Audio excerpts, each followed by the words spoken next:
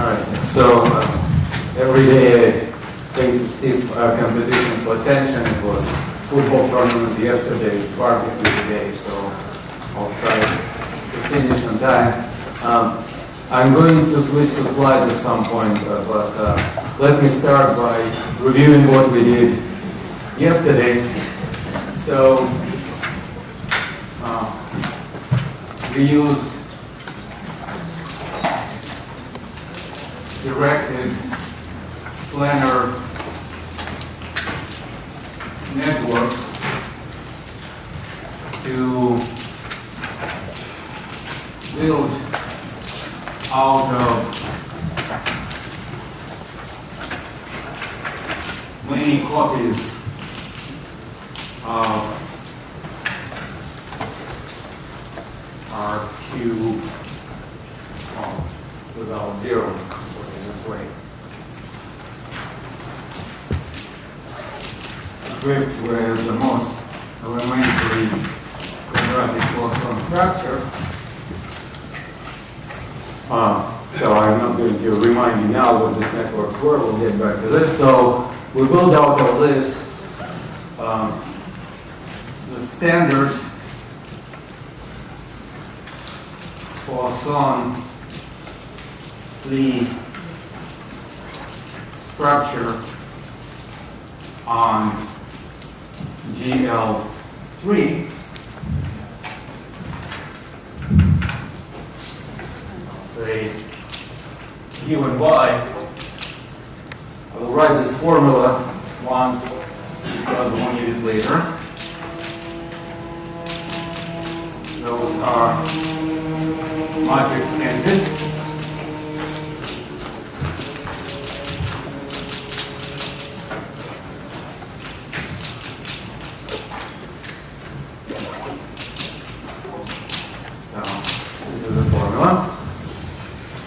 And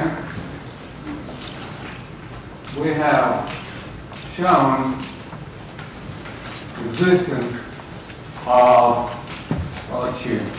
many coordinate systems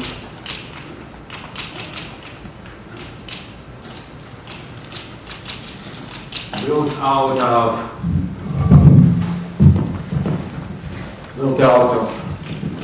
regular functions on GLN. So let's just call it G for now.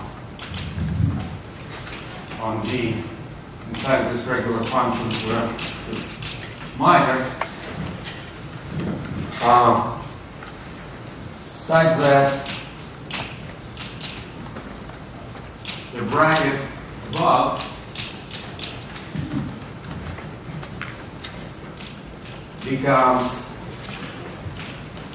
quadratic diagonal in each coordinate system.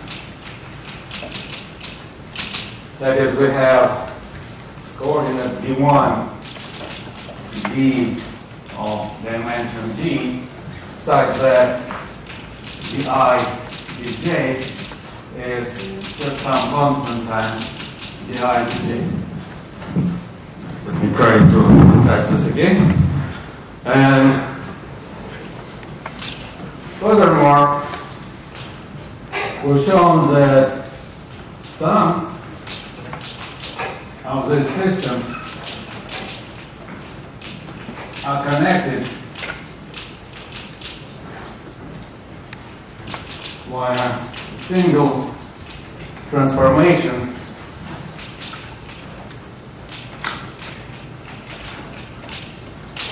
of the form. Well, I'm going to do it like last time. Old coordinate times new coordinate is equal sum of two monomials in old coordinates. Okay? And I know that this is an example of a classical transform. Okay? So let me first use a method of very incomplete induction to generalize this statement. I'm going to erase this and replace it with n. We didn't do that, but it can be done in the same way. And then it gives me an opportunity to formulate the first of the two problems or exercises for this lecture. One will be in the beginning, one will be in the end. Well, just two, but they have many parts. All right, so exercise.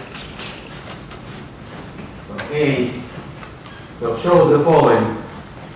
Bracket above can be written follows. So this needs some preparation. Let R be a linear operator on matrices that works like this. You take a matrix S, then you take its strictly upper triangular part, and then subtract strictly lower triangular part. And when I say that, I mean that we have zeros and something here. Here we have zeros and something here. All right? So I claim that the bracket above, oh, well, one more ingredient, also consider a form that is defined on n by n matrices, just a trace form, which is easy to see is invariant in the sense that Anton described yesterday bilinear non-degenerate form. Okay, and then I claim that standard Poisson bracket can be written as, consider two functions, f1 and f2. Evaluate them at a point x, and the formula reads: take R, apply it to x multiplied by the gradient of f1 of x. So gradient is taken with respect to the form above. And then x gradient of f2 of x. And then subtract R applied to gradient of 1x times x, gradient of 2x times x. Now this looks more complicated, but in fact it's much more convenient, and this is just rewriting a formula for Poisson structures that Enrique used it. So this is part A of the exercise. B, show the determinant of x is Casimir. C, show that functions, let's call them hi, the traces of power of x to the I, are in involution.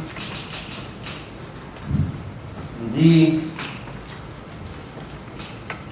write down Hamiltonian equation that is generated by HI. And when you do those things, my advice is do not use this one, use this one. Right? Looks more complicated, but it's not. It's more convenient. All right. So this is an exercise. Let me give this formula a name. Well, the name will be star. And I'm going to continue with my incomplete induction now and generalize this statement even further. So let's just draw a line here. Again, well, actually no. Let's not draw. well, let's draw a line here, but don't ignore what's written above this line. All right? So what I'm going to say is that, well, since determinant f of x is Casimir, I might as well forget about GLN. I can put here SLN. And then I can forget about SLN. Sorry about that, erase it. And put here any simple Lie group. And there is a standard Poisson Lie structure given by this formula. So, this formula is nice because everything here can be defined for arbitrary simple Lie groups. This makes sense. This is projection and upper law of nilpotent subalgebras. Those are just right and left gradients. And this is a killing flow. Right? So everything makes sense here. And what is nice is that what I said about nice coordinate system is still going to be true. You can still build coordinate systems made of regular functions, and they will be now generalized minors, which I don't have time to define, but they become minors for GLN, and they will still have this nice Poisson bracket, and well, you will still have connection between various systems of coordinates given through this kind of form. All right? So each such coordinate system is going to be what we will call eventually an initial cluster. All right. So now I'm going to move to the next example, still an example, and after that we'll finally give a definition of a cluster object. Next example will be related to this one in through Poisson geometry. And what am I going to discuss is Riemannian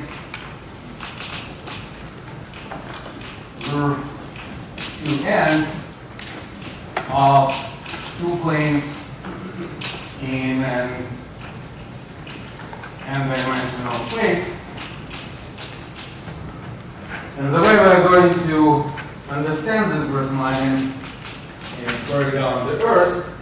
So all you need is a set of 2 by n rank 2 matrices, so full rank matrices, so the long matrices, modular action of GL2. And in particular inside, we will have a subset, let me call it 0 to n, of matrices that can be represented in the following form. You have 1, 1, 0, 0, and then matrix Y. In fact, let me use also X. There will be no confusion. So X is 2 by n minus 2. All right? So we're going to also to create nice coordinate system for this Riemannian. So first of all, sorry. Yeah. So that's already the normalized form, right? That's a normalized. So that's a representative. So you no longer divide by. Right. Yeah. Exactly. So let's collect some information about this space. So first of all, there is an action on this side by GLN. I guess I was writing like this. GLN. Well, just given just by your usual matrix multiplication. Now, where Poisson geometry comes into play is the following. There is a Poisson bracket on to n that makes the Riemannian into a Poisson homogeneous space. And unfortunately for me that hasn't been defined yet, so I'll have to do it now. So what does it mean? It means that if I take Rosmanian equipped with this yet undetermined Poisson bracket cross GLN equipped with the standard one, and then consider the map, action map. It is Poisson. Alright? And I'm going to write this one in coordinates too, because it will be easy for me, and because I'm lazy. So I'm going to show how easy it is. You said GLN. I seem to see GLN. Thank you. So I'm going to erase now for good this part.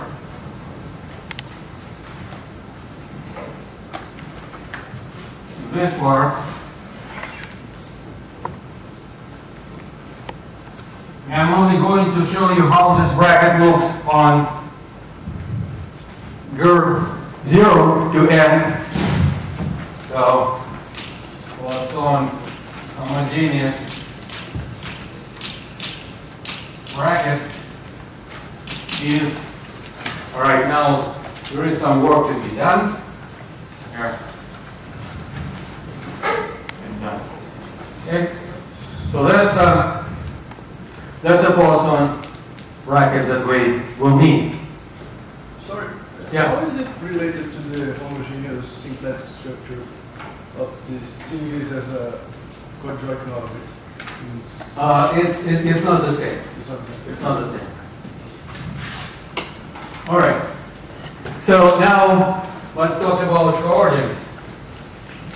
So coordinates.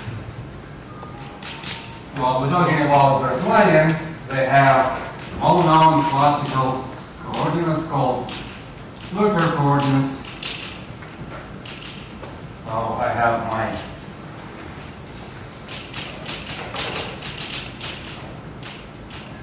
two by n matrix. I take columns I and j, and this will give rise to a determinant of 2 by 2 matrix. So 2 by 2 determinant, call it phi ij. Right? So those are called Fluker coordinates. Now there is too many of them, right? There is n choose 2 Fluker coordinates, and as you can see from that representation, the dimension of the Grassmannian to n is 2 times n minus 2. So we don't need them all to define coordinates of the Grassmannian, and we can select families of Fluker coordinates which are not. Okay? So special collections of Flukers which are called non-crossing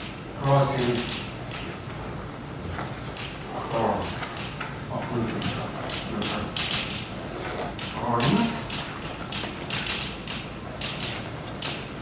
which I will now try to describe. So this is a combinatorial construction. Now, just everyone remember this information to erase it now.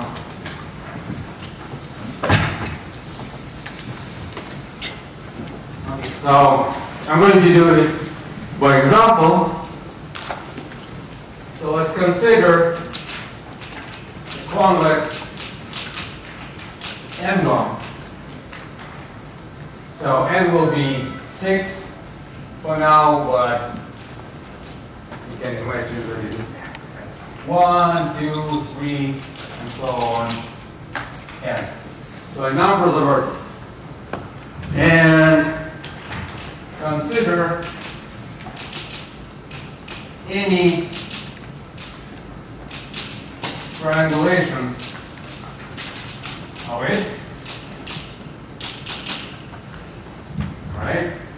So, for example, I'll pick this one. Okay? And then, to every diagonal in this triangulation, and diagonals here include sides, associate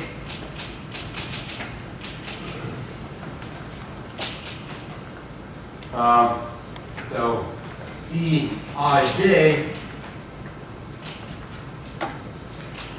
where Ij are numbers of vertices equal.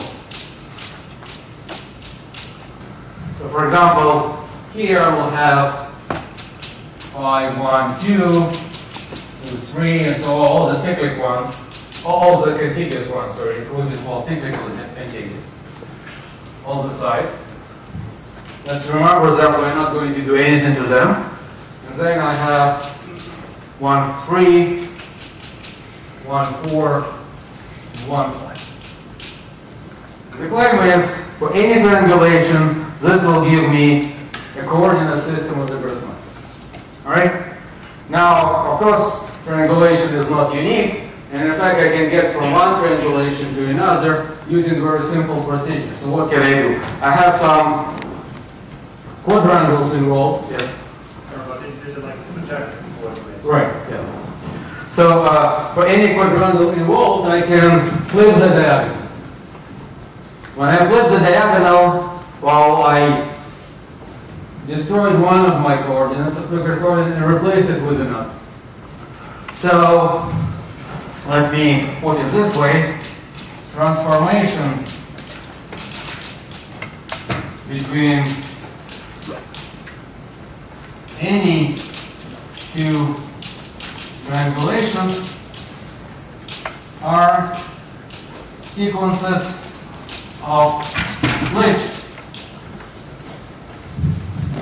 So what I have is, well, this is somewhere inside my n-gon. I have, say, I, J, K, L, and say this diagonal. And what I'm going to do is replace it with this diagonal.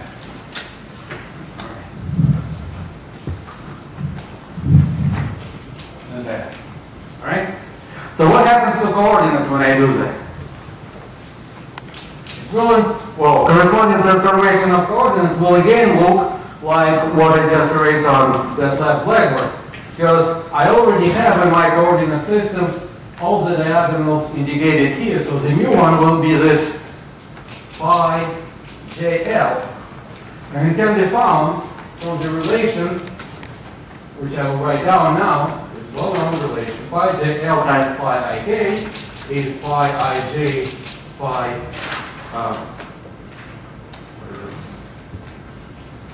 KL plus phi IL phi JK.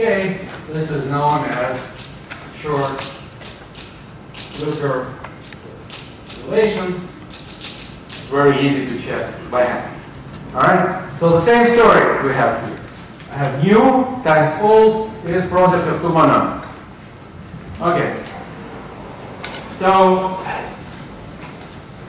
now we covered all possible coordinate systems made out of this monomials, of this Looker coordinate, sorry. And well, I want to show you an additional structure that you can see in this picture. Well, you can try to see in this picture. It's not seen there immediately, but this structure will tell you exactly how I select which Looker coordinates will go in one monomial and which goes into another.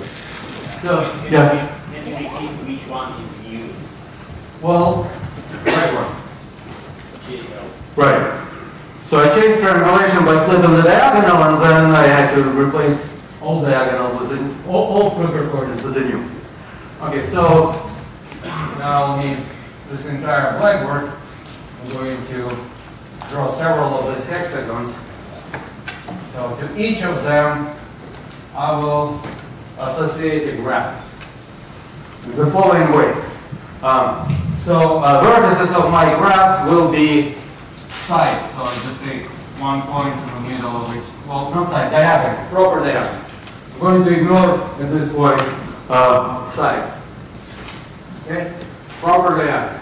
And I'm going to draw arrows between two diagonals if they have a common vertex. And direction of the arrow depends on whether they go around this vertex, well, in a clockwise or counterclockwise direction. Well, the choice of the positive direction is yours, but this is what I'm going to do. All right? So, this corresponds to my picture above. And now, in this picture, I can flip diagonal in this quadrangle, in this one, or in this one. So let's see what happens with this graph. So when I go from this side, what will be my graph? Well, this one stays, and then this one becomes falling. So I still have three vertices. When I connected this as before, direction here didn't change at all. Direction here changed to the alt. Alright? So I was trying to do something to this variable. So the only vertex involved was this vertex, and all I did, I replaced the direction of the arrow going.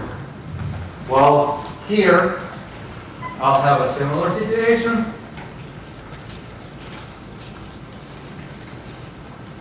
So this one stays, this one changes, new graph is, well, now this direction stays the same, this arrow switches. So let me just mark the vertex which is in play here. This one is in play, this one is in play. And something slightly more complicated will change when I flip diagonal in the middle quadrangle. That will be the following.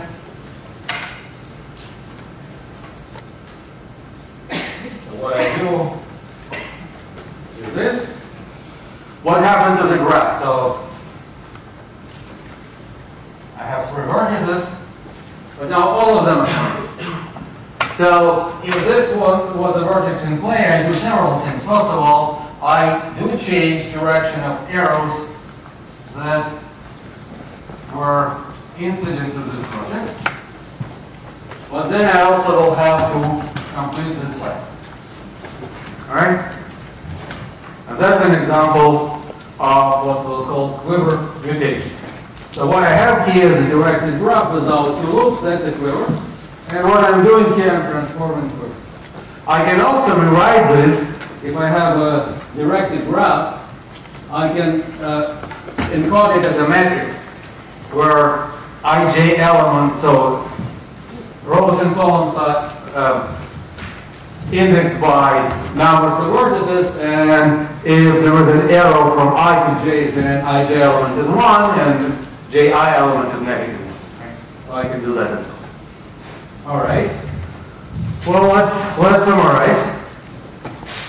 What did we produce? Let's do it here.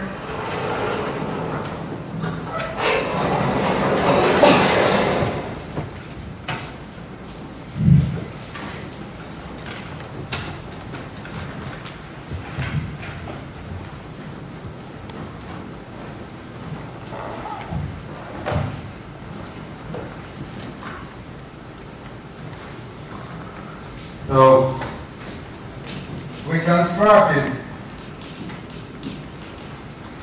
finite remaining coordinate systems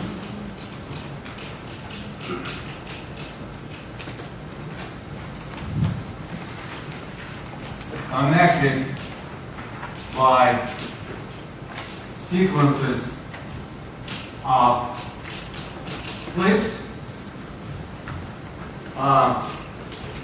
Each flip involves transformation of a single variable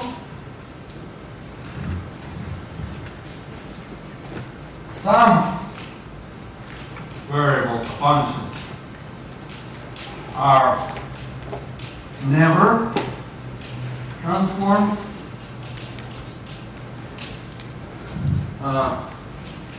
To each flip corresponds a quiver that actually encodes relation between your coordinates. And finally, we didn't check that, but I will just claim that this is true. Each coordinate system obtained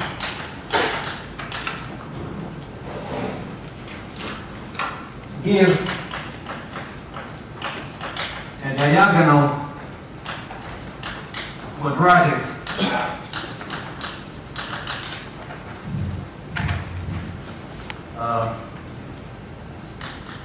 Poisson algebra, let's put it this way, with respect to Poisson homogeneous structure. Alright? So, I claim that what we obtain is a full-fledged example over cluster algebra. In other words, what we just did, even though we didn't define cluster algebra yet, we established a structure of cluster algebra in a homogeneous coordinate ring of the Gekhtman. I must also say that only variables that we obtain here are Plucker coordinates, and all Plucker coordinates will appear as variables, at least one. Okay. So now I'll have to switch to Gekhtman. Okay. So the slide above just summarizes what I said. Is it visible or should they make? Lift it. I did? Alright. Okay, so let me actually add some more observation. So we can construct another graph which is called an exchange graph, which describes what's going on. So not all triangulations are immediately connected. Some are connected through sequences. So let's associate yet another graph with all possible triangulations and so triangulations will be vertices, and put an edge between the vertices if and only if triangulations are connected by a single twist. Right, so in general it could be rather complicated graph, but I claim that here it's something nice. In fact, what you will obtain is a combinatorial polytope that can be realized as a nice convex polytope. So let me just this is wrong direction. Show you what it is. It's so exchange graph. We call all possible triangulations connected by edges an exchange graph. This is something that is known as Stashev polytope or AN-type associahedron. So it's nice convex polytope which plays an important role in combinatorics. And now we're ready to start defining general cluster algebra, and this is how we're going to start. We will start with defining what is an exchange graph. All right. So what do we have? So here, in previous example, in each vertex was a triangulation and collection of functions associated with triangulation. So here as well, we'll have vertices. To them will correspond clusters of variables, collections of functions. And edges will represent exchanges between those collections in which only one variable is going to change. I will tell you how soon. So in general, well, we have many variables that we can exchange, so we can go in every direction. So if we are free to roam, then we will obtain from each vertex will emanate, say, m edges, and what I'll get is m regular tree with labeled edges. The label will tell me which variable I'm about to transform. So this is one regular tree, it's not very interesting. This is two regular trees, also not very interesting. And this is three regular tree. Well, I must say all regular trees are not very interesting. And so we're going to introduce some structure into them pretty soon. Okay? So our exchange graph, our cluster exchange graph will be a factor of this m regular tree modulo some equivalence relation. All right. Now we're going to only to talk about cluster algebras of geometric type. So general definition also involves some tropical semi-field or semi-field of coefficients. I'm not going to touch that. So we have some variables which are called frozen. We saw them in our example. Those are variables that are never transformed. They're called frozen, they're called stable, and some people also call them tropical, and I'm not responsible for this notion of frozen and tropical being the same thing. All right. Then we have cluster variables. See, cluster variables now, they depend on something. T key indicates the name of the vertex, and those are things that we are allowed to classify. All right? And then we'll collect them all together, and that will give us extended cluster variables. So this is what we have at each vertex. That's collection of functions. If we say one vertex is initial one, then we just have collection of letters, collection of variables. They can be. All right. Well, now we'll start defining cluster algebra. It will take a little while.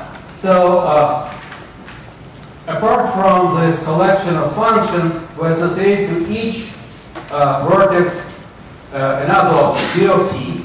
D of t is a matrix. It will be m times n integer matrix. Right? So nothing too complicated. Integer matrix with one condition. So let me just put it here. M by n integer matrix with m by n block. This block is going to be skew symmetrizing, meaning that I can multiply it by diagonal matrix to make it skew symmetric. In most of our examples, it will be simply skew symmetric, but in general, it can be skew symmetrizing. All right. Well, so that's what lives in every vertex, and now let's finally start exchanging things. So for each edge that emanates from a vertex in our exchange graph, we have a transformation called Ti. And this is what we're going to define now. All right. So let's look at this single edge. So this is where I am now. I want to move to the next vertex of the exchange graph. I'm going to change my variables in a very simple way. If the number of my variable is not I, then I don't touch it. If it is I, then it is transformed exactly by the rules that we've seen so far. The old one times the new one is the sum of two monomials in all variables. So all you have to realize here is how to build those monomials. How you build those monomials? Well, you just go along the ith row in your matrix, and if there is a positive number there, then you take corresponding variable, so here it says dj, raise it into that number, and put it in one of the monomials. The first one. If there is a negative one, then you take a negative of that because you do want to have a positive monomial, and put it into another. That's the rule. So those are monomials with positive degrees, positive integer degrees. So it's very simple transform. All right. And this is exactly the transformation of the form that we've seen so far. Unfortunately, that's not all. There is also a change in our matrix called matrix mutation. And this is a weird one. And actually, my introduction to the subject in joint work with Shapiro and Weinstein was motivated by trying to understand what does this mean. Right? But it's a formula. It's not a complicated one, but it's very strange. You take your matrix V and then do something to all the variables, all the entries. I will show to you what does it mean when you deal with actually skew-symmetric matrices, because then it becomes more transparent. And pretty soon we will see that there is a Poisson geometric meaning to this transformation. But for now, this is just definition. And well, this definition is reflected here. So if I associate skew-symmetric matrix to this one, and then perform corresponding transformation, I will get skew-symmetric matrix associated with the graph. All right? All right.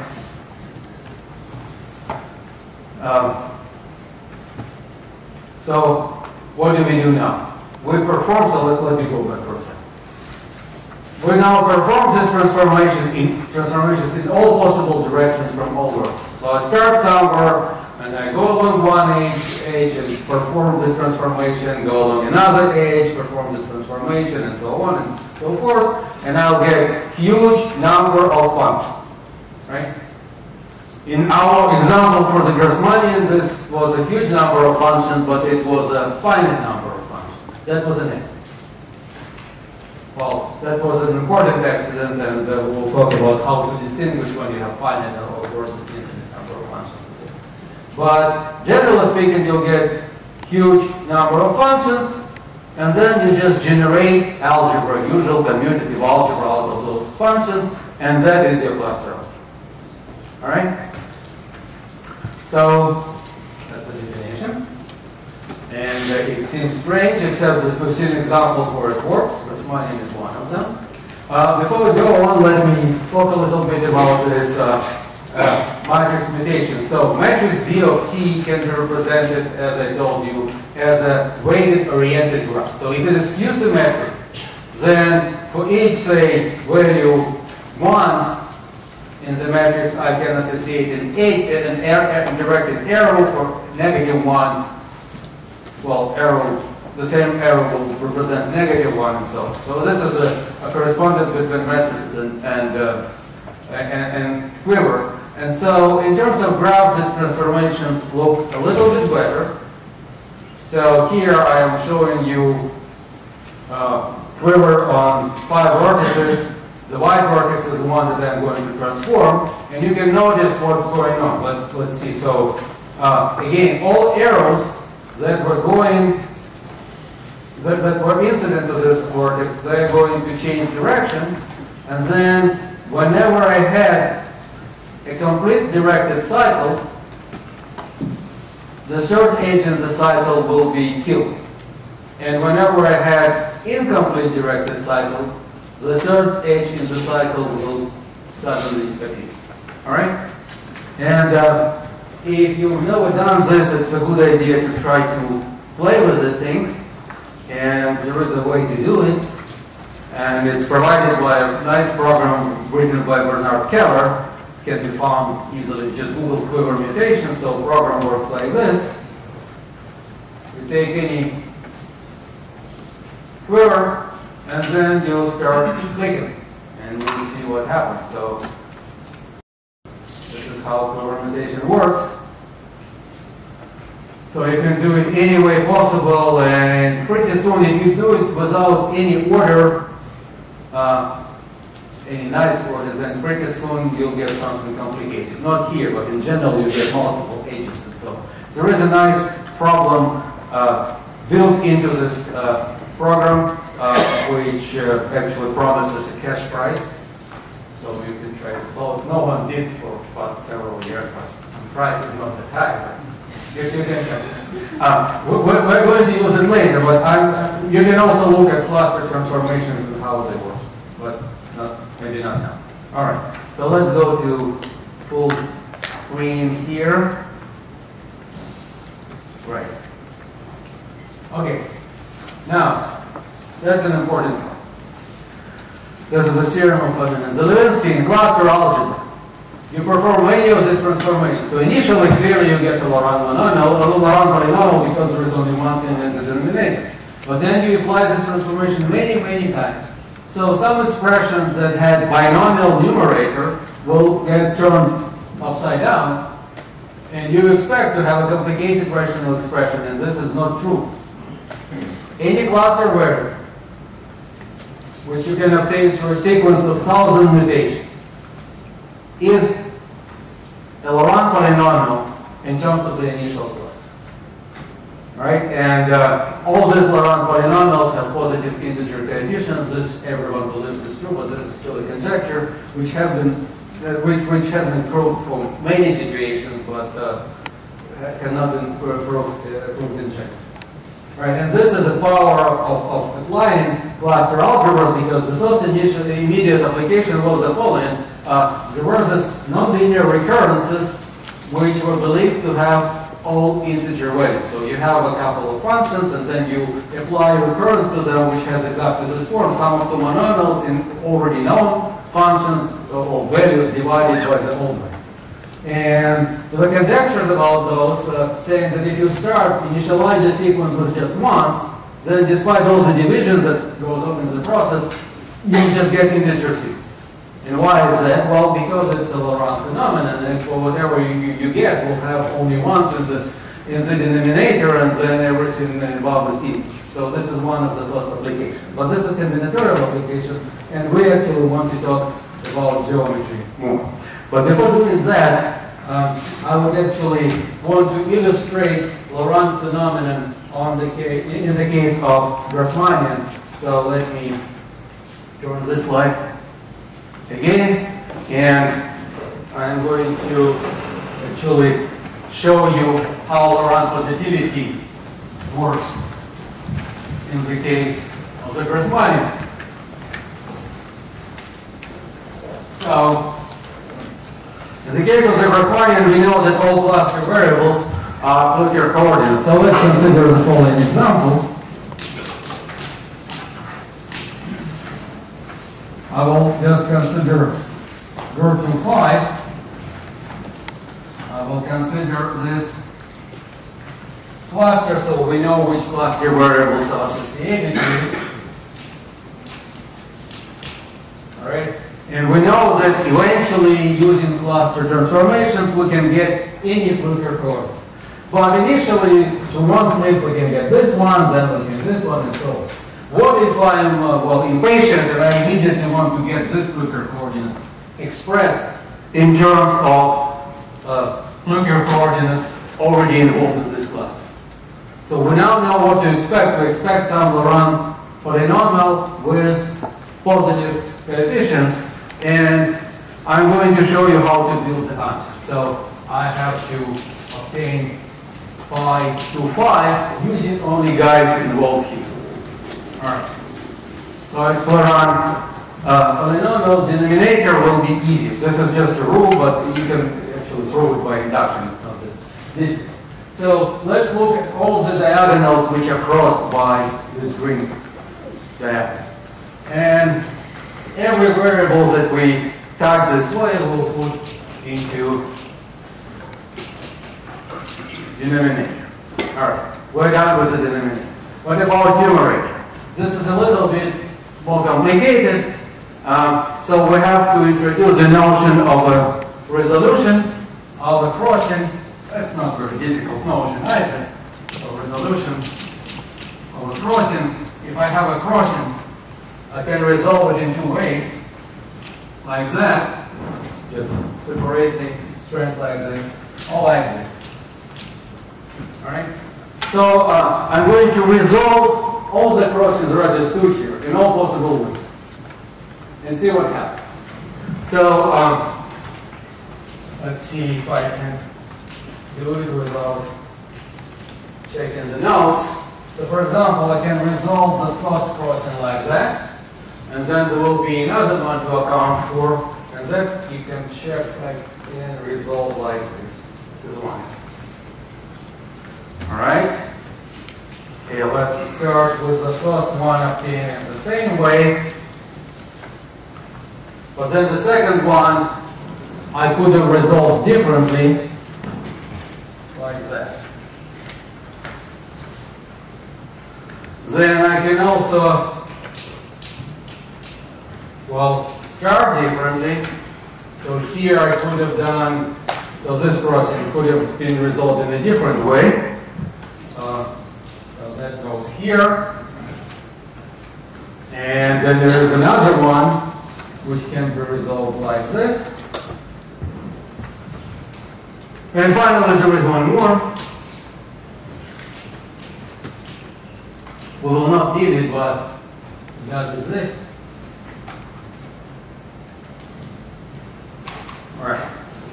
No more intercourse. Now I'm going to read from these pictures monomials and go on top, and they will all come with positive coefficients. So in 3 class pictures, you can see these new arcs that join some vertices in my pentagon. And so I'll just write down indices of those arcs. So I'll have 5, 1, 5, 5, 1, 4, and this one is 5, 2, 3. This one, I'll have 5, 1, 2, 5, 3, 4, 5, 1, 5.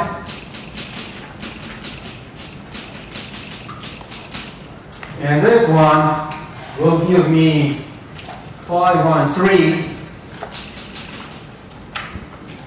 5, 2, 3, 5, 3, 4. And I ran out of space, but this is just as well, because what do I see here? I see a contractible loop. Contractible loop, it looks just like 0. So I'll put 0, nothing. All right? That's the expression. 5, 4, wait, all right. You also need to know. I'm sorry. All right? So that's a nice observation. I think it was due to Dylan Thurston, but actually it's an illustration of what's going on with cluster algebras associated with triangulations of punctured surfaces. So it's not as innocent as it looks, but it's a nice illustration of Laurent positivity conjecture and how it works. All right? Okay, so I still have time, and now we can turn off lights again and move on. So examples of cluster transformations that you have seen in nature already. Well, one I already mentioned, short-Fluker relation. Well, so it doesn't have to be just the relation that I showed you before. You can also consider larger rectangular matrices and just add a common set of indices that I denoted by J. And those are instrumental in actually establishing cluster algebra structure and homogeneous coordinate ring of arbitrary Grassmannian, and we'll go through that maybe next time. And another one, well, if you know what I'm talking about, it's good, and or if not, well, I will not have time to explain everything, but this is important relation in cluster algebras associated with decorated Gekhtman spaces. So what we have here is again, punctured surface, and those lines are, well, pieces of geodesic between cycles, but after that, well, the variables are exponentials of lengths of those geodesics. And then you have a relation which is just like a Ptolemy relation that you learn in middle school geometry, and this is all you need to build cluster algebra structure and decorated Gekhtman space. And what we'll talk about later, compatible Poisson structure actually leads from this general nonsense to a celebrated Gray-Peterson symplectic form on the Gekhtman space. But we're not going to have time to discuss it. All right.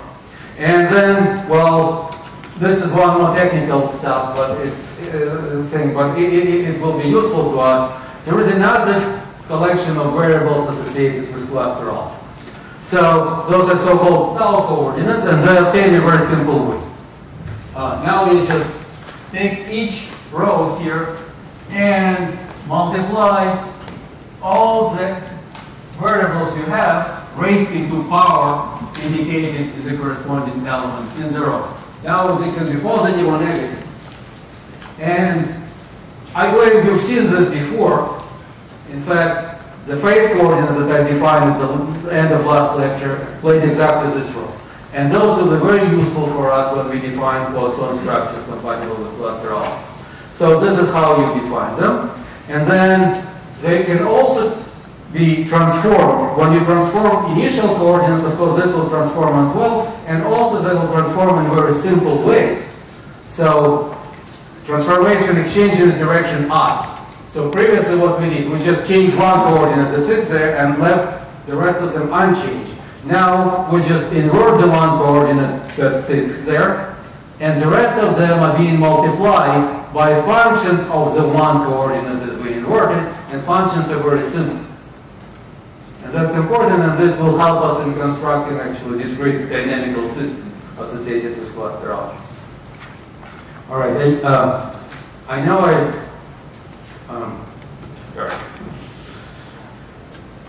let me see. I started a little bit late, so let me begin actually, telling you what's coming next. So I think I last mentioned properly a Poisson structure at the very beginning of this lectures, and this is just not fair for the audience of this particular conference, so we need to go back to Poisson structure. And so what we saw in the example of the Grassmannian, that there is this cluster algebra structure, and then there is seemingly extraneous Poisson bracket, which for some reason meshes well with cluster coordinate that we construct. So we want to see if this is a phenomenon intrinsic to cluster algebra. And that's our next topic. So first there is a technical definition. We will just, well, we all know what irreducible matrix is, so I'm just going to flash it in here and move to the next one. So we'll say the Poisson bracket is compatible with the cluster algebra if for any extended bracket we have this simple Poisson relation, or extended cluster, sorry, we have this simple Poisson relation that we saw many examples also. It's easy to impose such kind of Poisson bracket on a single cluster, but if you move away from it, you'll get complicated polynomials and they don't have to satisfy this echo.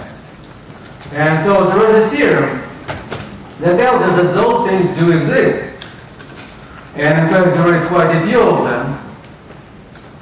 And, well, quite a few if your matrix is reducible, not so few if it's irreducible. And they're given by all two-symmetric coefficient matrices, which essentially can be read off matrix of cluster transformation.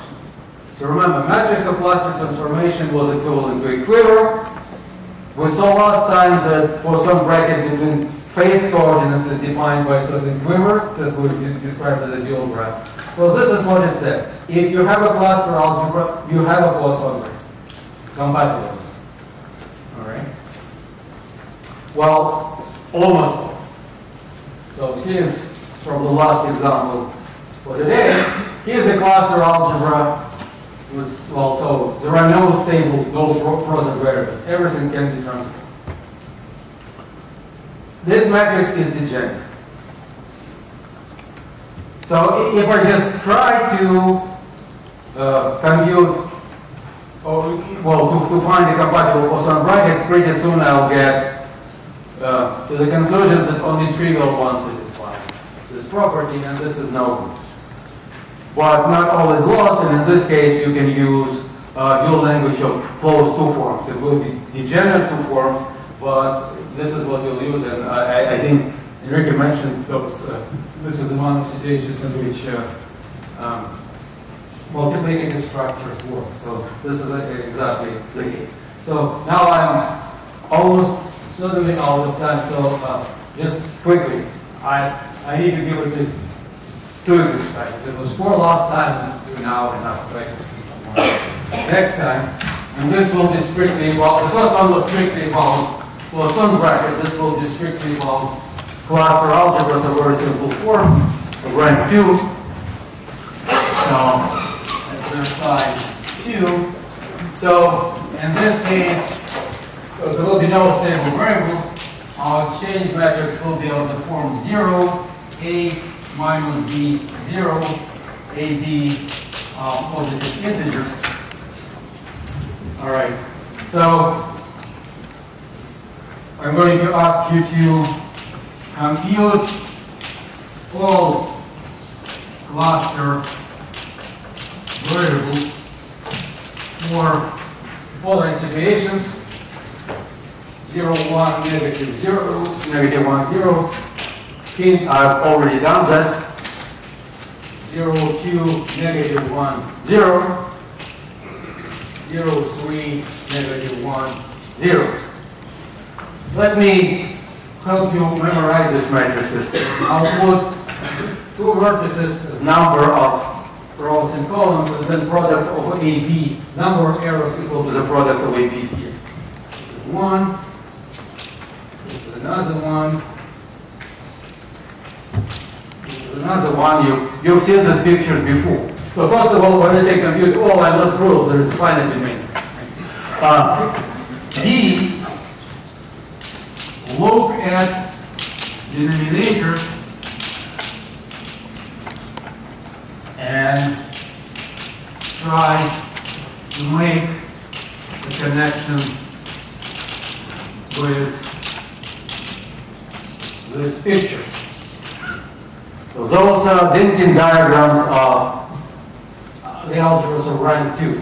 There will be a connection between powers appearing in denominators and this repeat. C, show if AB is greater or equal than 4, then there is infinitely many cluster variables. And hence, you can use a degree. Right? And D, now this one I'm not responsible for. This was suggested by the member of the audience, and he will be responsible to explain it. So, prove Laurent phenomenon for this case. This is called cluster algebras of rank. All right. Now also. Yeah.